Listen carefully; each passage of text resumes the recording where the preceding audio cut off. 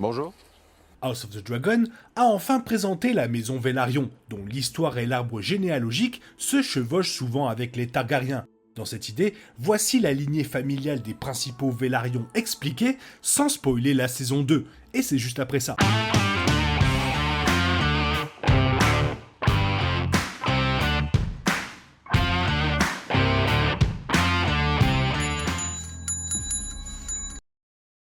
Alors que la maison Velaryon est l'une des 3 familles les plus importantes de la série, la lignée noble a été presque entièrement coupée de Game of Thrones, aucun personnage Velaryon n'apparaissant à l'écran. Cependant, l'histoire est complètement différente dans House of the Dragon, ce qui mettra en évidence le pouvoir de Corlys Velaryon, alias le Serpent de Mer, sa femme, Rhaenys Targaryen, et les mariages politiques de leurs descendants dans l'arbre généalogique des Targaryens. La maison Velaryon descend de l'ancienne Valyria comme les Targaryens, c'est pourquoi les deux familles ont été des alliés si proches tout au long de l'histoire de Westeros. Cependant, la maison Velaryon n'a jamais été une famille de seigneurs dragons comme les Targaryens, l'ancienne maison excellant dans les eaux à la place. Si l'on en croit les histoires, la famille est arrivée à Westeros avant les Targaryens, s'installant à la Marque plutôt qu'à Pendragon qui est à proximité. Néanmoins, après l'arrivée des Targaryens avec leurs dragons à Westeros, la maison Velaryon était un allié majeur dans la conquête d'Aegon.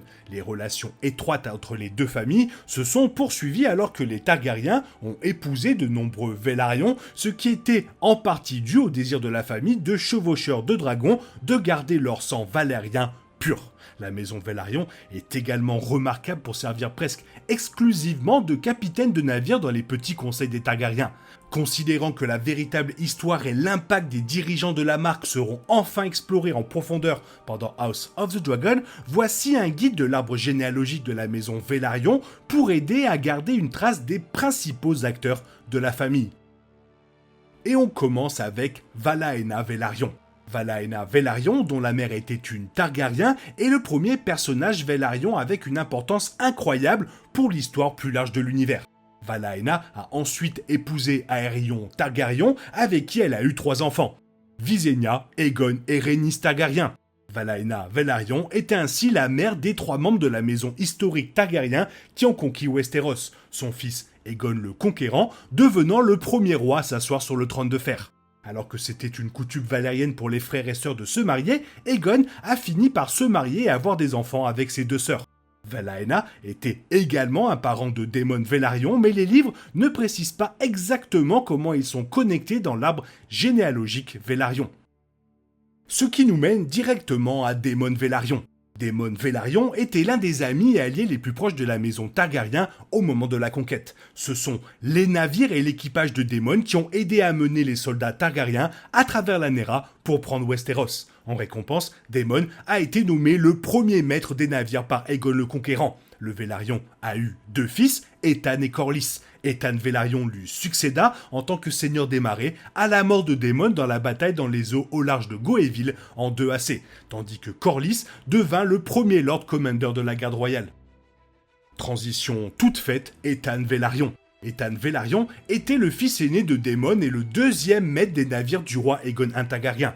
Ethan a continué à servir en tant que maître des navires et seigneur des marais lorsque le fils d'Aegon, Rhaenys I Targaryen, est monté sur le trône de fer. Ethan mourut entre 42 et 47 AC, décédant sous le règne du roi Maegor le Cruel. Le personnage a épousé Alara Massé et a eu plusieurs enfants, dont Daemon Velaryon, du nom du père d'Ethan, et Alyssa Velaryon, qui a épousé le roi Rhaenys I Targaryen.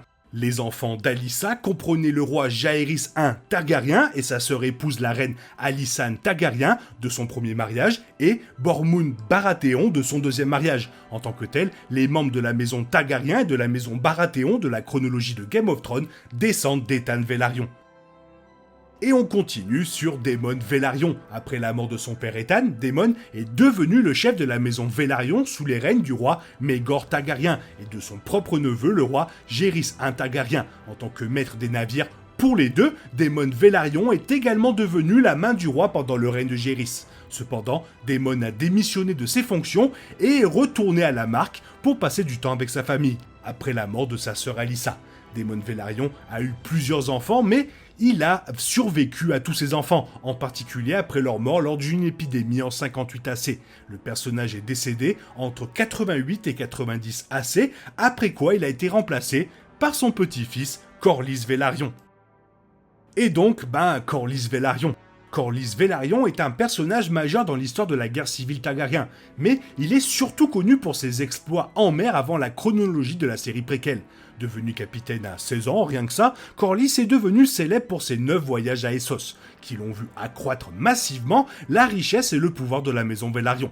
Corlys, surnommé le Serpent de mer, est également entré dans l'histoire en tant que premier Westerosi à naviguer sur les 1000 îles et à visiter Engai et Mossovi. Après la mort de son grand-père, Corlys est devenu le maître de la marque et plus tard le maître des navires. À cette époque, il a épousé Rhaenys Targaryen, la fille du fils aîné du roi Géryssin Targaryen, Aemon. Et la suite, vous verrez bien. Poursuivons avec Vaemon Velaryon. Alors que Vaemon Velaryon est le neveu de Corlys dans le livre Fire and Blood, la série a changé le personnage pour devenir le frère cadet de Corlys. Vaemon a eu 2 fils, Daemon et Daeron Velaryon, qui ont tous deux contesté la succession de la marque sur les rumeurs de l'illégitimité des fils de Laenor Velaryon avec Rhaenyra Targaryen. Pour ces remarques, Rhaenyra a fait décapiter Vaemon et son corps a été donné à son dragon. Après la mort de Vaemon, certains de ses neveux, dont Rhaegar Velaryon, ont présenté leurs revendications au roi malade Viserys Targaryen, qui leur a coupé la langue. Rhaegar et ses frères ont finalement conspiré pour assassiner l'héritier nommé de Corlys. Mais lequel?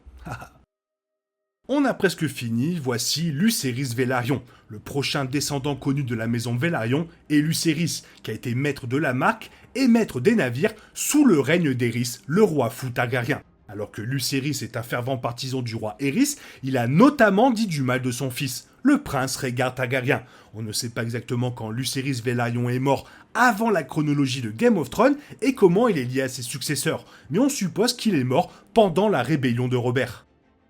Passons à Montfort Velaryon. Montfort Velaryon est le chef de la maison Velaryon au début de la chronologie de Game of Thrones, mais il n'a jamais été présenté en tant que personnage de la série HBO. Le personnage a soutenu la revendication de Stannis Baratheon sur le trône de fer, où il est mort pendant la bataille de Lanera. Le demi-frère de Montfort est le bâtard Oran Waters, nommé maître des navires par Cersei Lannister dans les livres Game of Thrones. Et pour finir, Monterys Velaryon. Environ 200 ans après la chronologie de House of the Dragon, le chef de la maison Velaryon est le jeune fils de Montfort. Monterys Velaryon devient seigneur des marais à seulement 6 ans en 299 AC, ce qui est la seule info que Game of Thrones donne sur le personnage invisible. Une très grande famille qui a contribué à façonner Westeros. Toi, quel est ton préféré? Fais-le moi savoir dans la zone commentaire, sinon il est temps pour toi de reprendre le cours normal de ta vie, et on se retrouve demain pour une nouvelle vidéo. Bisous bisous, bye bye.